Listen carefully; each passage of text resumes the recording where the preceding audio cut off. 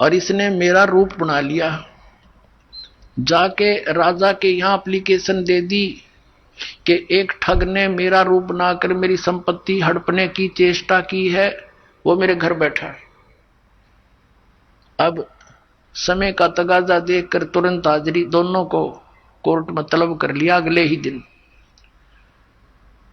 अब सेठ जी अपना एक जो रिकॉर्ड था वो पुलिस ने काबू कर लिया, बही वगैरह। दोनों इकट्ठे हो गए वहां पर कोर्ट में। तो जज ने पूछा कि भी कोई प्रमाण बताओ, ये बही हमारे पास है, इसमें कोई ऐसा लेख बता दो जिससे हम आपको पहचान समझ सकें कि आप असली और ये नकली। तो पहले उस असली जिसने एप्लीकेशन डाली थी उससे पूछा भाई तू बता। वो कहने लगा जी मैंने एक मकान बनाया था, उसमें इतनी कड़ी लाए थे, इसमें लिख रखी है। और लड़की का ब्याह करा था, उसमें इतने पैसे बात के आए थे, इतने कन्यादान के, वो भी लिख रखे। अगोर मेरा याद नहीं, इसमें तो और भी बहुत भरा पड़ा है, इसमें काफी और बता।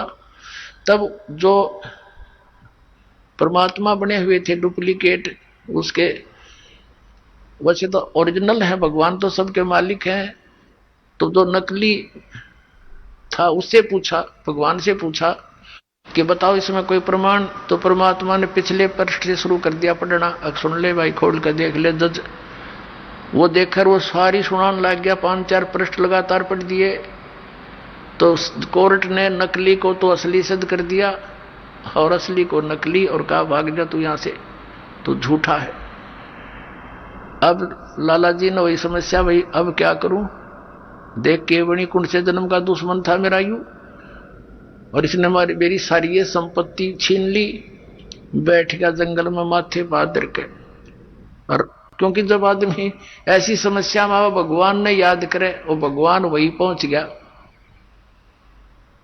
लाला जी के रूप में, और कहने लगा भाई सेठ जी बोल, यह संपत्ति तेरी थी कि मेरी? ठग थी तो मेरी, पर तने नाश कर दिया। तो दुश्मन कौन से जन्म का था?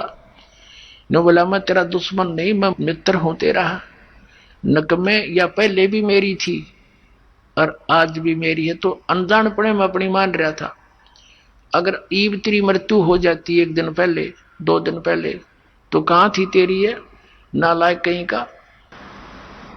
और तूने जो यह संपत्ति जोड़ी, इतना पाप इकट्ठे कर लिए, ये सिर पर धर के ले जाएगा। और इसने कौन बरतेगा? तेरी माया ने। ये तेरे भाईचारा बैठा है, बाट देखा कदियो मरा, इसने बांटा हम जारी नारी।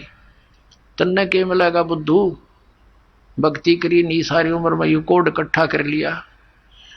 और फिर परमात्मा के वचन में तो शक्ति भी होती है। एकदम आंख खुल गई, अनुबला कति नहीं तू कर ले, क्या करेगा तू? इस नरक में थोड़ा डालूंगा अपने बच्चे को, आग में कौन गिरे? तो पैर पकड़ लिए। परमात्मा बोले तने वापस दे सकता हूं एक शर्त पे, यदि तू इसने सारी न धर्म पुण्य में ला दे, तेरे पाप कम हो जाएंगे। कहने लगा जी आप दया कर दो, एक बार अलाउड कर दो, इसने सारी न फूक दूंगा। बोला फूकी है ना, दान करना। अब उसको अलाउड कर दी, जाते तू आ गया। उससे दिन से भंडारे शुरू कर दिए।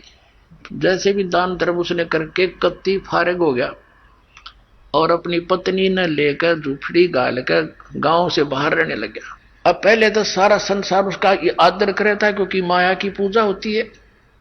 और फिर उसने लागे कहीं तो ढेड है, इसने नाश कर दिया। रिश्तेदार भी मुंह मोड़ गए हैं, नाश कर दिया। एक बाबा के बकाई में आ गया है, ब्राह्मण की बात में आके इसने सारा नाश कर दिया, सबके में लुटा दिया। अब क्या हुआ कि 4 संत थे भक्त, उन्हें जाना था द्वारका में। और पहले उनकी हुंडी चलती थी, नरसी की ड्राफ्ट बनाता था। गांव में गया, उन्होंने पूछा भाई नरसी भगत के हमने जाना, नरसी सेठ कैसे, और ये हुंडी बनवानी है 500 रुपए की। तो गांव में कुछ हर तरह के व्यक्ति होते हैं, कुछ एक ने उनको मिसगाइड कर दिया कि सेठ जी ने आजकल वैराग ले लिया है और एक जंगल में झोपड़ी डालकर रहते हैं और वहीं से सारा कारोबार करते हैं, वहां जाओ, वहां से बनवा लो। अब उन्हें एक और सतर्क कर दिया था कि भाई ये वो नखरे कर गणे, कई बार कहोगे जब बनाओगा। अब वो हुंडी थारी जल्दी सी बनाएगा नहीं, उसने घना धन है उसके पास है और वो नखरे बहुत करता है। अब वो साधु संत चले गए और कहा नरसी कौन है? कहा जाओ भाई ये दास है नरसी के। ले सेठ जी हमारी 500 रुपये रख दिए चांदी के और हमारी हुंडी बना दे, ड्राफ्ट बना दे। नरसी जी ने कहा महात्माओं अब मेरे पास वो पावर नहीं रही, सरकार ने छीन ली है, मेरे पास पैसा नहीं है और आप कहीं और से बनवा लो। तो वो चारों कहने लगे रे कमाल की बात है, ढूंढते ढूंढते यहाँ आए हैं और तू वो नखरे करता है, गांव वाले ठीक ही करे थे, तू वो पहले वाला नरसी नहीं रहा। अब सेठ जी ने सोचा साधु संत को देते न श्राप दे दें, इनके वचन में शक्ति होती है, डर गया हो कहने लगा। और फिर ये सोच लिया गांव वाले ने मजाक कर रखा है, मेरी तो और ज्यादा दुर्गति हो जाएगी। कहने लगा ठीक है महात्माओं रख दो। एक कागज मंगा कर उनसे कि कागज ले आओ एक, और लिख दिया किसके नाम, क्योंकि कृष्ण का पुजारी था सांवरा सेठ। सांवरा यानी काला, कृष्ण का अर्थ ही काला होता है, यानी सांवरिया सेठ। और कहाँ जाओगे तुम? द्वारका। द्वारका के अंदर सांवरिया नाम का एक सेठ है, वो तुमने ये पैसे दे देगा। उसका अपना मार दी मोर, लिख दिए, साइन कर दिए, आपका दास और नरसी दास। अब वो लेकर कागज पहुंचे वहां द्वारका नगरी में। उधर से क्या किया सेठ ने, उन 500 रुपए की उसी समय खाने का भंडारे का सामान मंगाया और उसका भंडारा कर दिया। उसमें आसपास के राह चलते गांव के सब भोजन कर गए। साधु संत बुला लिए, क्यों वहां जाने में, द्वारका जाने में उन्हें 1 हफ्ता लगना था। इस दौरान उन्होंने भंडारा रख दिया और सब भंडारा कर दिया, सब पैसा लगा दिया सारा, टोटली जो भी 500 का सामान आया था सब वितरित कर दिया। अब वहां उन्होंने पूछा, महात्माओं ने, भक्तों ने, संतों ने वहां सेठों से कि भी एक सांवरिया नाम का कोई सेठ है, उससे हमने पैसे लेने हैं, हुंडी अपनी कैश करानी है। वो देखा किसी ने बना रखी है कि नरसी जी ने। वो हंस रहे हैं वो सारे लाला लोग, अरे ये तो कंगाल हो चुका है, इसका दिवाला निकल गया है, इसने तो भट्ठा बैठा लिया, लूट लिए तुम, 500 रुपए ठग लिए उस ठग ने, उसकी हुंडी नहीं चलती। अब जिसके पास जा वो यही जवाब दे सेठ। तो उसने सोचा भाई आदमी तो ऐसा ना लगा था, ठग तो नहीं दिखा था, वो तो मना करे था, हमने जबरदस्ती बनवाई उसने तय। तो उन्होंने दोस्त तो नहीं देखा उसमें, पर वहां कोई व्यक्ति मिला नहीं सांवर नाम का सेठ। तो नगर से बाहर जाकर बैठ के भैया के बड़ी भगवान ने, परमात्मा आपको यही मंजूर होगा फिर, ऐसा सोच रहे थे। उधर नरसी जी की दृष्टि खुल गई थी, मालिक की दया थी, इतना दान धर्म करने के बाद तो भगवान हाथों पर रख लेता उस पुण्यात्मा को। उसने देखा साधु संतों को भगवान ने आकर पैसे दिए नहीं, हुंडी उनकी कैसे नहीं करी, क्या कारण है, हमारी कोई साधना में कमी रही है क्या? उसने क्या देखा, अपनी पत्नी से पूछा कि जो 500 रुपए का सामान हम लाए थे उसमें से कुछ बचा तो नहीं है? तो उसकी पत्नी ने कहा, नरसी की पत्नी ने कहा कि जो रोटी बना रही थी मैं, और उन रोटियों के बनाने में एक सूखा आटा प्रयोग किया जाता है, वो थोड़ा सा बचा हुआ है, उसको हम हमारे देसी भाषा में पलोथन कहते हैं, पलोथन, कि वो थोड़ा सा आटा बचा हुआ है और तो सब वितरित कर दिया। नरसी ने कहा कि उसकी रोटी बना, उसने आटा गूंद कर रोटी बना दी, जैसे तैसे पानी से हाथ गीले कर करा के। जो ही उसकी 4 रोटी बनी तो वो परमात्मा स्वयं वहां आए एक साधु रूप में, वो परम अक्षर ब्रह्म। कहते 100 छल छिद्र मैं करूं अपने जन के काज। और द्वार पर आकर कहने लगे, भाई नमस्कार, राम राम। सेठ ने कहा, महाराज जी रोटी खाओ, भूख लगी होगी। कहा भाई भूख लगी है। वो बैठ के वहां गली में उसके झोपड़ी खा गए और रोटी पानी के साथ 4 रोटी खा ली, खाकर चले गए।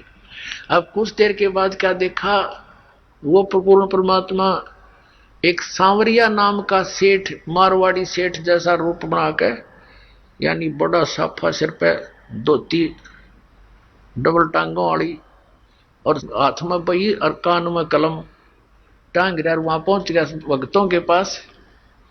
उनसे कहा, भाई कैसे बैठे हो महात्माओं? उन्होंने देखा के बैठे हैं सेठ जी, हमारे साथ तो ऐसे ऐसे बन गई, और एक नरसी नाम का सेठ था, और हमने उससे, वो तो अच्छा आदमी है लेकिन हमारे साथ तो बात बूंदी बन गई। हमने उसको 500 रुपए की हुंडी बनवा ली, वो मना भी करे था, और हमने उनको ज्यादा प्रेस कर दिया। उसने किस कारण से, किस प्रेशर में आके उसने लिखते दी, लेकिन यहाँ कोई सांवर नाम का सेठ नहीं है। लेकिन हमें विश्वास है उस भगत पे कि हमारे पैसे सुरक्षित पाएंगे, वहां रखे पाओगे, जाके ले लेंगे। लेकिन यहाँ तो हमारा काम बिगड़ गया, हमने तो कोई रोटी दे नहीं। सोचा था यहाँ घूमे फिरेंगे, अपना हफ्ते 10 दिन का टूर प्रोग्राम बना के आए थे। हम तो दुखी हो गए भाई, यहाँ कोई सांवरिया नाम का सेठ है नहीं पाया। तो परमात्मा कहते हैं, अरे किसने बका दिए तुम भक्तो, मेरे भाई। बोला जी सारे द्वारका वाले मना करें थे, लाला जी हले आजा वहीं चलेंगे।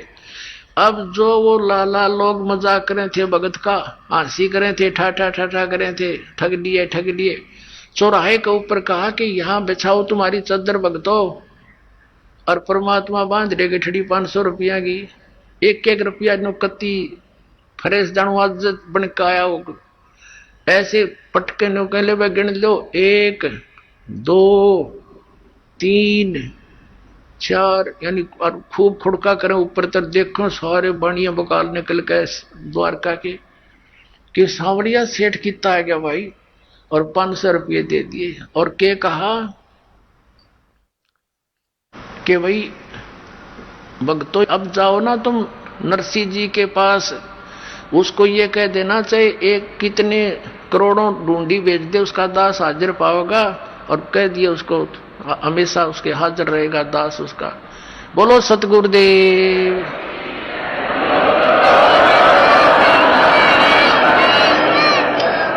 नरसी जी की हुंडी झाली वो सावड़ सा कहाया, ज्योति का ब्याह भया जब भात भरण को आया। वही परमात्मा को पूर्ण ब्रह्म सबका धारण पोषण करने वाला। अभी तक जैसे हम किसी भी भगवान की भक्ति करते थे इष्ट रूप में, हम मानते थे ये कर रहे हैं, नहीं, जगत का पेखना पेखा धनी का नाम न लेखा। ये कबीर परमात्मा हम सबको संभालता है, ऐसे ऐसे उनके दुखों का निवारण करते हैं भक्तों के कारण। वो कहते हैं, जो जन मेरी शरण में ताका हूं मैं दास, और गेल गेल लाग्या फिरूं जब लग धरती आकाश। बोलो सतगुरुदेव।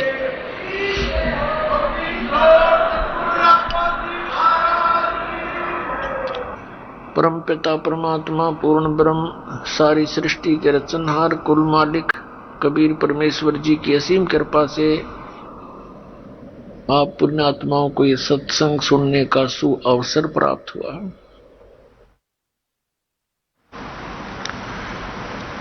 सत्संग में आने से प्राणी को ये ज्ञान होता है कि हम कौन हैं, कहां से आए हैं, इस संसार में हमारा जीने का उद्देश्य क्या है, हमने करना क्या चाहिए था, हम कर क्या रहे हैं। जब तक हम सत्संग में नहीं आते तब तक हम अपनी परंपरागत क्रियाओं को करके ही संतुष्ट रहते हैं, क्योंकि वही क्रियाएं पूरा समाज कर रहा होता है। जब हम सत्संग में आते हैं, संतों के परमात्मा के विचार सुनते हैं, सदग्रंथों का ज्ञान सुनते हैं, तो पता चलता है कि मानव शरीर हमें किस लिए प्राप्त हुआ था और हम उसका कितना सदुपयोग या दुरुपयोग कर रहे हैं। पुण्यात्माओं, दास बहुत बार कहता है कि विश्व में यदि कहीं सत्संग है तो सतलोक आश्रम बरवाला, जिला हिसार, हरियाणा में। इसके अतिरिक्त जहां भी ये श्रद्धालु सत्संग मानकर जाते हैं, उन संतों के विचार सुनते हैं, ऋषि महर्षि मंडलेश्वरों आचार्यों शंकराचार्यों के जो विचार सुनते हैं, वो सत्संग नहीं है। जो ज्ञान शास्त्र विरुद्ध होता है वो व्यर्थ होता है। जैसे विद्यार्थी शिक्षा ग्रहण करने के लिए टीचर के पास जाते हैं, विद्यालय में जाते हैं, और टीचर का कर्तव्य होता है कि वो सिलेबस के अनुसार ही शिक्षा बच्चों को पढ़ाए, शिक्षा दे। और यदि टीचर आउट ऑफ सिलेबस ज्ञान सुना रहा है तो वो टीचर ठीक नहीं, वो अध्यापक ठीक नहीं। पुण्यात्माओं, हमारे जो सदग्रंथ है ये अध्यात्म मार्ग का सिलेबस है, पाठ्यक्रम है। श्रीमद् भगवत गीता अध्याय नंबर 16 के श्लोक नंबर 23 और 24 में स्पष्ट कर दिया है इस पवित्र शास्त्र ने कि शास्त्र विधि को त्याग कर जो मनमाना आचरण करते हैं, मनमानी पूजाएं करते हैं, जिनका सदग्रंथों में प्रमाण नहीं है, तो उनको न तो कोई सिद्धि प्राप्त होती है, न उनकी गति होती है, और न ही उनको कोई सुख प्राप्त होता, अर्थात व्यर्थ। गीता अध्याय नंबर 16 के श्लोक 24 में तुरंत कहा कि अर्जुन, इससे तेरे लिए कर्तव्य और अकर्तव्य की व्यवस्था में सदग्रंथ ही, शास्त्र ही प्रमाण है। इसके अतिरिक्त किसी के लोकवेद पर विश्वास नहीं करना। जो भक्ति के कर्म करने चाहिए और जो ना करने चाहिए वो सदग्रंथों में ही प्रमाण है, अन्य किसी की बात पर विश्वास मत करना। पुण्यात्माओं, ये तत्व ज्ञान परमेश्वर स्वयं ही आकर प्रदान करते हैं। परमात्मा के विधान में, परमात्मा के गुणों में लिखा है कि वो परमेश्वर अपनी प्यारी आत्माओं को मिलता है, उनको तत्व ज्ञान से परिचित कराता है, और उस परमेश्वर के द्वारा दिए गए ज्ञान के अतिरिक्त जो भी ज्ञान होता है वो कोरा अज्ञान होता है। तो पुण्यात्माओं, इस दास के द्वारा वही सत्संग आपको सुनाया जाता है जो परमेश्वर ने स्वयं आकर के 600 वर्ष पूर्व काशी शहर बनारस में प्रकट होकर के अपनी प्यारी आत्माओं को सुनाया था। अपने आत्माओं, परमात्मा के विषय में जानकारी हम कहां से ग्रहण करते हैं और कहां से हमें ये ज्ञान दिया जाता रहा। जितने भी हमारे धर्म गुरु थे वो ये कहा करते कि हम वेदों, गीता और पुराणों से आपको ये ज्ञान परमात्मा का सुना रहे हैं।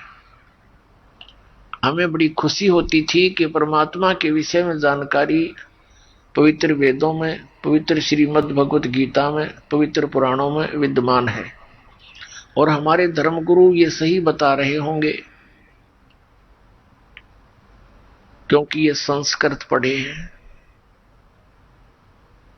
परमात्मा 600 वर्ष पहले आए थे, उसमें ये कहा करते थे परमात्मा कि ये गुरु जो हैं ये झूठे हैं, ये तुम्हारे धर्म गुरु तुम्हारे सदग्रंथों से भी परिचित नहीं है।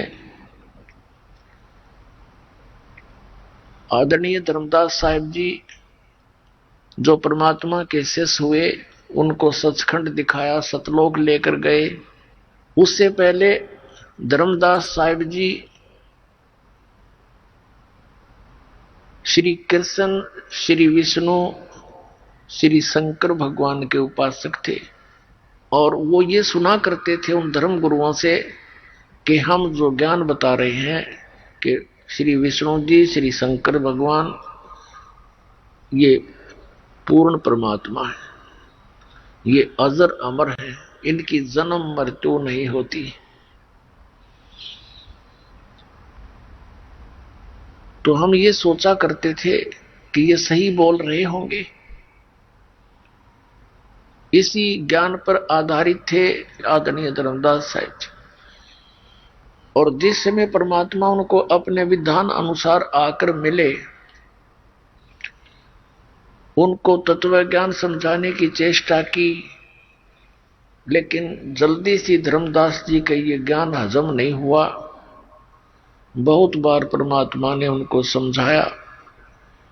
फिर अंत में परमेश्वर ने आदरणीय धर्मदास साहिब जी को सचखंड दिखाया, अपना निज स्थान सतलोक, जहां भगवान रहते हैं और जहां हम सभी रहा करते थे, वो स्थान दिखाया। और साथ में श्री ब्रह्मा जी, श्री विष्णु जी, श्री शिव जी के वो लोक दिखाए, और साथ में स्वर्ग और नरक से परिचित कराया। उसके साथ साथ ब्रह्मलोक में भी परमात्मा उनको लेकर गए, और जहां भी भगवान परमात्मा कबीर जी जाते थे, सभी देव उनका खड़ा होकर सत्कार करते थे। फिर परमेश्वर सचखंड लेकर गए सतलोक में। वहां परमात्मा को वास्तविक रूप में देखा। कबीर जी को जब धर्मदास जी की आत्मा को परमात्मा ने वापस छोड़ा, तब धर्मदास जी ने कहा था, हे भगवान, अब आपकी कृपा से आपका दास परिचित हुआ कि आप पूर्ण परमात्मा हैं। हे भगवान, ये श्री ब्रह्मा, श्री विष्णु, श्री शिव जी, ये तो हमारे जैसे ही जीव हैं। इनकी जन्म मृत्यु होती है। उन्होंने स्वयं स्वीकारा भगवान के सामने।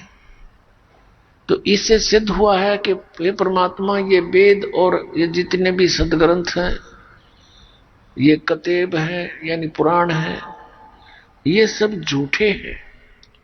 क्योंकि हमारे धर्म गुरु ये कहते हैं कि पुराणों में लिखा है ब्रह्मा विष्णु महेश की कोई माता पिता नहीं, ये अजर व अमर है, सर्वेश्वर हैं, महेश्वर हैं। ये हमें बताते हैं कि वेदों में लिखा है कि ब्रह्मा विष्णु महेश ही समर्थ शक्ति है और दुर्गा की पूजा करनी चाहिए।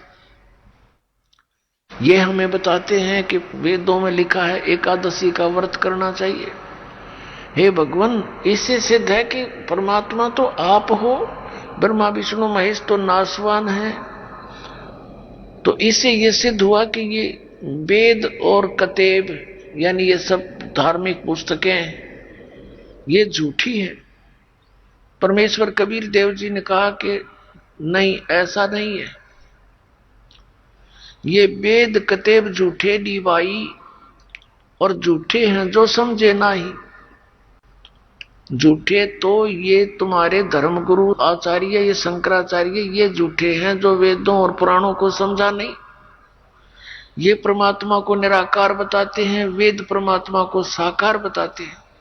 ये श्री विष्णु से ऊपर कोई भगवान मानते नहीं, इनको अजरो अमर मानते हैं। रजगुण ब्रह्मा, सतगुण विष्णु, तमगुण शिव जी को समर्थ शक्ति मानते हैं। इन्हीं की राम और श्री कृष्ण की पूजा करते और करवाते हैं, जबकि इनके जीवनी में लिखा है कि ये नाशवान है। और पुराणों में भी ऐसा ही लिखा है धर्मदास। तो पुण्यात्माओं, आपको थोड़ा सा वेदों से परिचित कराते हैं।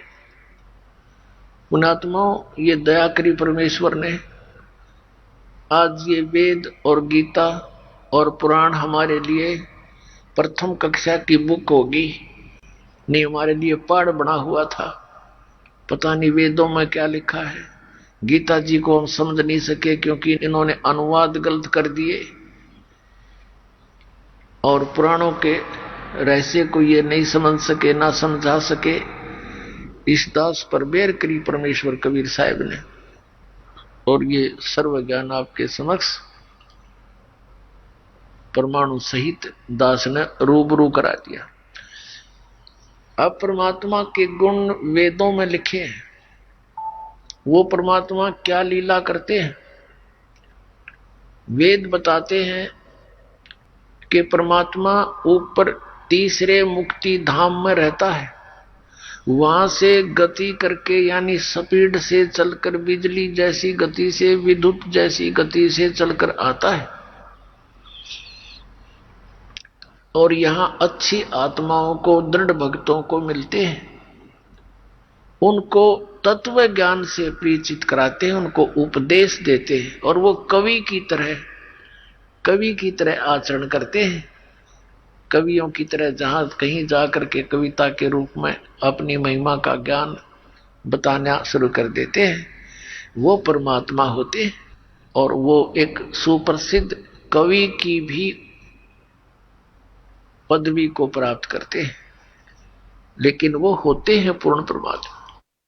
अपने आत्माओं, जो वेद हमें बताएंगे कि भगवान ऐसा है, ऐसी लीला करता है, तो जिस भगवान की जीवनी में ये सब लिखा हुआ हमें मिल जावे कि कौन से भगवान ने वेदोनुसार लीलाएं की हुई हैं, तो ही इज गॉड, वो परमात्मा है, बाकी भगवान नहीं है। तो हमने सबसे पहले परमात्मा को पहचानना है, और ये समझ में आ गया कि ये भगवान है और इसके पाने की विधि कौन सी है, ये उसके पाने की विधि है, तो सारा काम सुलझ गया, सारी ये समस्या हल हो जाती है। फिर तो वो भक्ति साधना करना शेष रह जाता है। अभी तक तो हमें ये विश्वास ही नहीं था कि हम जो कर रहे हैं ये हमें मोक्ष प्रदान कर भी देगा, और चाहे हमने ये मान भी रखा हो, हम अपनी जो साधना जैसी भी कर रहे थे ये सही है, लेकिन दूसरा कोई ज्ञान बताता है, हम फ्यूज हो जाते थे, उसका ज्ञान अच्छा लगता था कि हाँ ऐसा भी हो सकता है। श्रीमद् भगवद गीता अध्याय नंबर 2 के श्लोक 53 में कहा कि अर्जुन, जिस समय तेरी बुद्धि इस भ्रमित करने वाले भिन्न भिन्न वचनों से हटकर एक परमात्म तत्व के ऊपर यानी तत्व ज्ञान के ऊपर स्थिर हो जाएगी, तब तो तू योग को प्राप्त होगा, तब तो तेरी भक्ति स्टार्ट होएगी। नहीं तो कोई कुछ कह देगा तो डगमग हो जाएगा, फिर तेरा गई बात सारी बिगड़गी। तो पुण्यात्मा, इस दास का उद्देश्य है आप जी को निरसंशय कर दूं और आपके मन में कोई शंका ना रहे, तब आप इस भक्ति रूपी सफर पर निसंकोच चल पड़ोगे, और जितने कदम रखोगे अपने मालिक की ओर होंगे, क्योंकि वो मार्ग है, कुमार्ग नहीं, वो सुमार्ग है। वो मंजिल की ओर जा रहे हो आप, और मंजिल की दूसरी दिशा में चाहे कितनी स्पीड से जा रहा हो, उसकी वो यात्रा व्यर्थ होती है। तो ये भक्ति का मार्ग है। जब तक हमें ये मार्ग समझ में नहीं आएगा, उस पर चल भी रहे होंगे तो भी हम, अगर दिशा ठीक नहीं होगी तो व्यर्थ होगा। पुण्यात्मा, आज का जो ये वर्तमान में जो शुभ समागम चल रहा है, ये किस उपलक्ष्य में है? ज्येष्ठ सुदी पूर्णमासी। ये वो शुभ दिन है जिस दिन परमात्मा अपनी लीला अनुसार, अपने गुणों अनुसार अपने निज धाम सतलोक से चलकर आए और लहर तारा तालाब के अंदर विकसित कमल के फूलों पर एक शिशु रूप धारण करके विराजमान हुए थे, बनारस के अंदर, काशी के अंदर। तो पुण्यात्माओं, पहले हम अपने सदग्रंथों को देखते हैं। कबीर परमेश्वर ने 600 वर्ष पहले प्यारी आत्मा अपनी दृढ़ भक्त आदरणीय धर्मदास साहिब जी को कहा था कि धर्मदास, ये वेद मेरा भेद है, मैं मिलूं वेदन में नहीं, और जौन वेद से मैं मिलूं वो वेद जानते नहीं। ये चारों वेद मेरी ही महिमा का गुणगान कर रहे हैं, लेकिन मेरे पाने की वे ऑफ वर्शिप, पूजा का मार्ग, पूजा की विधि इन वेदों में वर्णित नहीं है। वो तो अलग से सूक्ष्म वेद में परमात्मा ने स्वयं आकर वर्णित किया अपने मुखारविंद से, उस वेद में है यो ज्ञान। तो कहा कि जौन वेद से मैं मिलूं, जिस वेद से मैं मिलूं, ये वेद जानते नहीं। अब वेद मेरा भेद है। पुण्यात्माओं, ये कोई छोटी बात नहीं। ये कहना कि ये वेद मेरा भेद है 600 वर्ष पहले कहना, और मैं गॉड हूं, मैं भगवान हूं, सुप्रीम पावर हूं, हम ही अलग अल्लाह हैं, कुतुब गोश और पीर, गरीबदास खालिक धनी, हमारा नाम कबीर। आदरणीय रामानंद जी से परमात्मा ने कहा था कि सुन रामानंद राम हम, मैं बावन नरसिंह, गरीबदास कली कली हमसे ही तेरे कृष्ण ये संग। फिर ए स्वामी सृष्टा में परमेश्वर ने कहा था, ए स्वामी सृष्टा में और सृष्टि मेरे तीर, दास गरीब अधर बसू मैं अवगत अलख कबीर। 600 वर्ष पहले भगवान ने कहा था कि ए स्वामी यानी ए स्वामी रामानंद जी, मैं सृष्टा हूं, सारी सृष्टि का रचनहार हूं, और ए स्वामी सृष्टा में सृष्टि मेरे तीर, ये पूरा विश्व मेरे आधार है, मेरे वचन के आधार से टिका हुआ है और अपने अपने स्थान पर ये चल रहा है। और गरीबदास साहब जी को परमात्मा मिले थे, उनको सचलोक सचखंड सब दिखाकर वापस छोड़ा था और अपना यथार्थ ज्ञान हृदय में भर दिया था, उनका ज्ञान योग खोल दिया था। तो गरीबदास जी गवाही दे रहे हैं कि कबीर साहब ने ऐसे कहा था कि ए स्वामी सृष्टा में सृष्टि हमारे तीर और दास गरीब अधर बसू ऊपर रहता हूं सतलोक में अवगत सत कबीर। अब वेद क्या बताते हैं और कैसी लीला भगवान करता है, वेद हमें क्या बताते हैं। तो पुण्यात्माओं, परमात्मा के पहचानने में हमें बहुत आसानी होगी और हम डगमग नहीं होंगे। फिर चाहे कोई ब्रह्मा विष्णु महेश आकर हमसे डिस्कस कर ले, वो यहां से हार के जाएंगे इस ज्ञान के अंदर। अब आपको दिखाते हैं। और यहाँ के आचार्य शंकराचार्यों का तो बात तो छोड़ दो, इन्हें तो कख नहीं पता भक्ति मार्ग का, एबीसी भी नहीं जानते। ये पूरे विश्व के जितने धर्मगुरु हैं ये सब आप भी भ्रमित हैं और जनता को भी गुमराह किए बैठे हैं। अब देखिएगा ये ऋग्वेद मंडल नंबर 9, इसमें 9 मंडल में आपको दिखाते हैं ऋग्वेद के। ये कहां से प्रकाशित है? प्रकाशक हैं सर्वदेशी कार्य प्रतिनिधि सभा, महर्षि दान भवन, रामलीला मैदान, नई दिल्ली। ये इनके फोन और फैक्स नंबर है। मुद्रक हैं Prince offset printers, 1510 Pataudi house, Daryaganj, नई दिल्ली से। वो परमात्मा कैसी लीला करते हैं देखिएगा। ऋग्वेद मंडल नंबर 9 सूक्त 86 का मंत्र नंबर 26 में क्या बताया है कि यज्ञ करने वाले यजमानों के लिए, यज्ञ करने वाले यजमानों के लिए परमात्मा, यज्ञ माने धार्मिक अनुष्ठान यानी भक्ति करने वाले, यजमान माने भक्त, भक्तों के लिए परमात्मा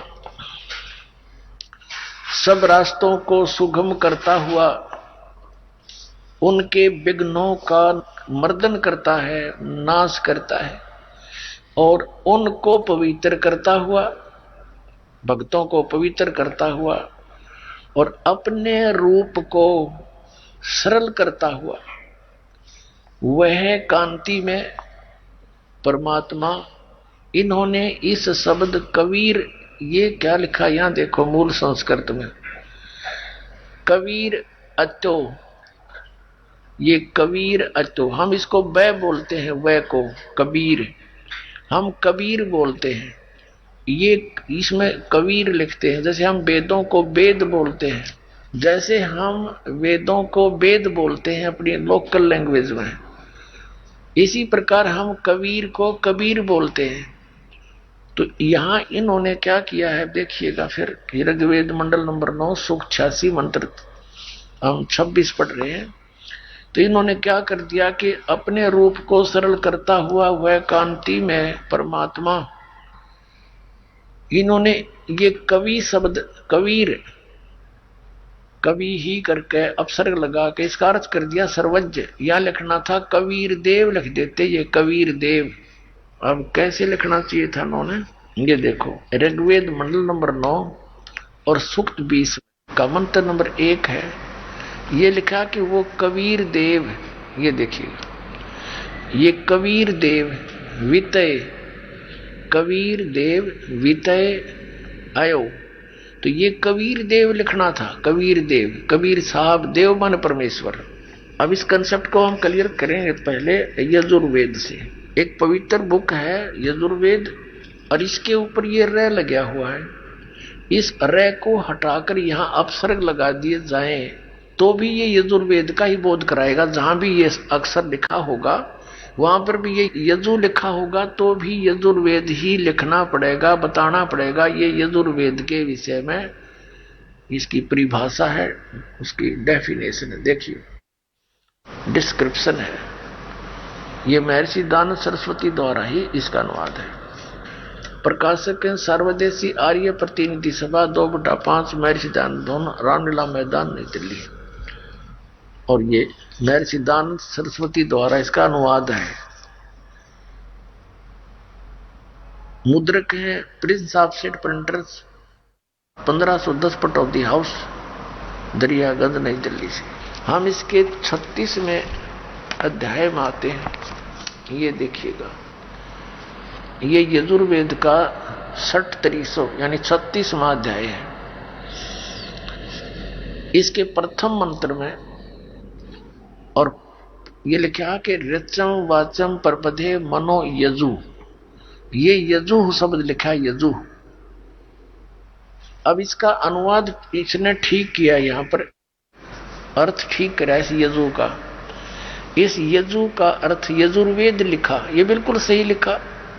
यदि यजुर्वेद ना लिखकर इस शब्द का अर्थ कर दिया जाता तो ये अनुवाद व्यर्थ हो जाता, क्योंकि यजुर्वेद की महिमा इस मंत्र में कही गई है। और यजुर्वेद ना लिख के और यजु का कोई और अर्थ कर दे ऊट पटांग, तो कैसे समझेंगे ये किसकी महिमा है।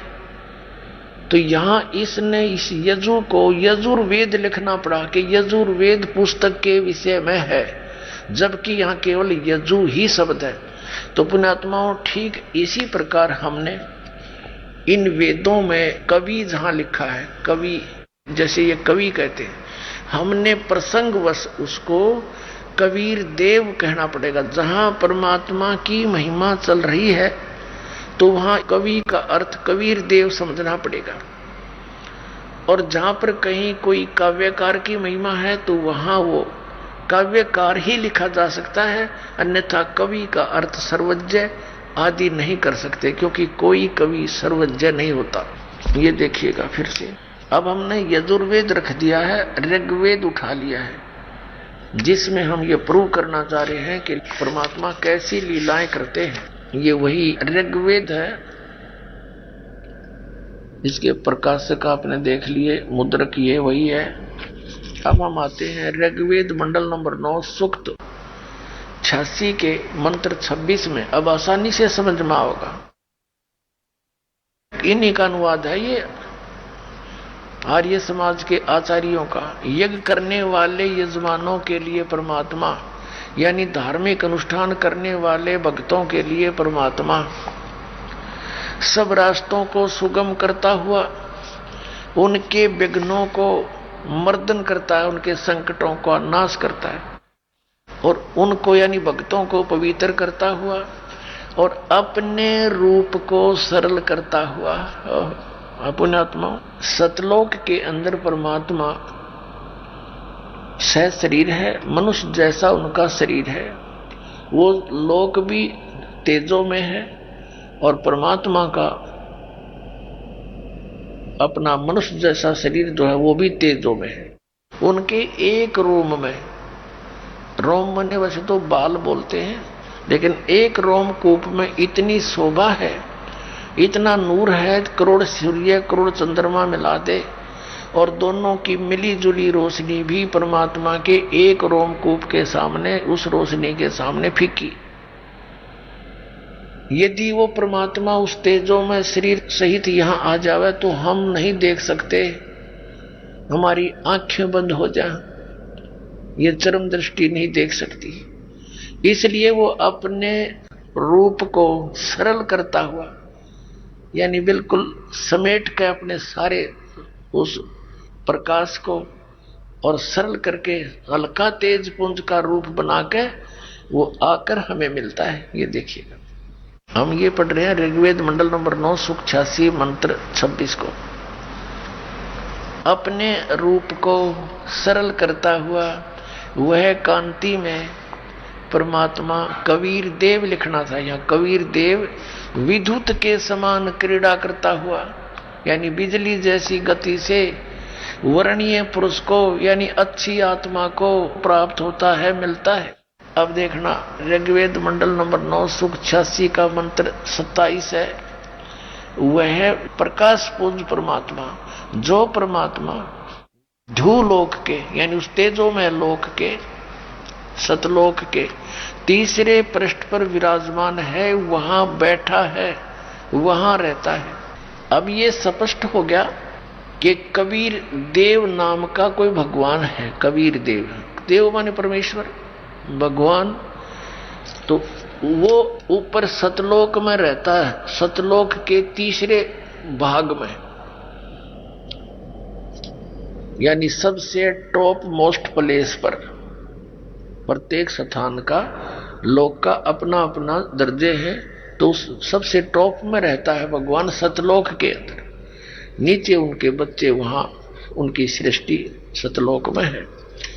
तो क्या बताया है कि परमात्मा साकार है और वो वहां रहता है ऊपर, और कंसेप्ट क्लियर किया, और वहां से चलकर आता है। और दिखाते हैं इसी में ऋग्वेद मंडल नंबर 9 सूक्त 82 के, ऋग्वेद मंडल नंबर 9 सूक्त 82 यानी 82 का और मंत्र नंबर 1 में, जो सर्व उत्पादक प्रभु यानी सबको उत्पन्न करने वाला परमात्मा, प्रकाश रूप यानी तेजो में शरीर युक्त, सद्गुणों की वृष्टि करने वाला, पापों के हरण करने वाला है, वह राजा के समान, राजेव राजा।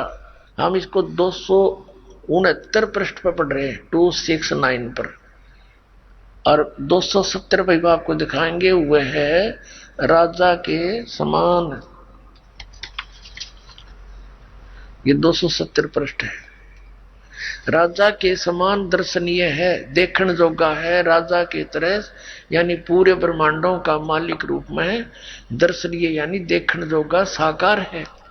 वह पृथ्वी आदि लोक लोकांतरों के चारों ओर शब्दमान हो रहा है। वह वर्णीय पुरुष को यानी अच्छी आत्मा को, जो दृढ़ भक्त है, उसको पवित्र करता हुआ प्राप्त होता है।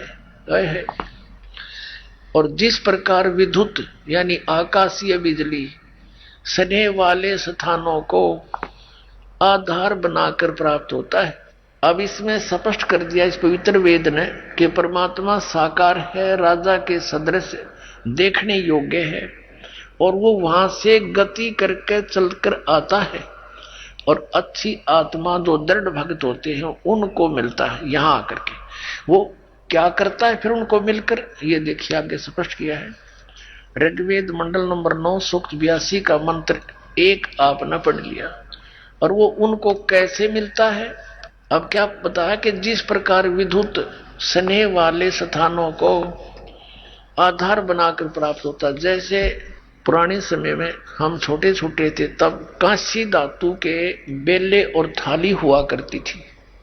वर्षा के दिनों में थाली और बेले यदि बाहर आंगन में रह जाते थे, घर से बाहर, हमारी दादी जी कहती थी हमारी माताओं को कि तुम इस थाली को, कांसी की धातु जो भी बाहर है, थाली बेले, इनको अंदर रख दो।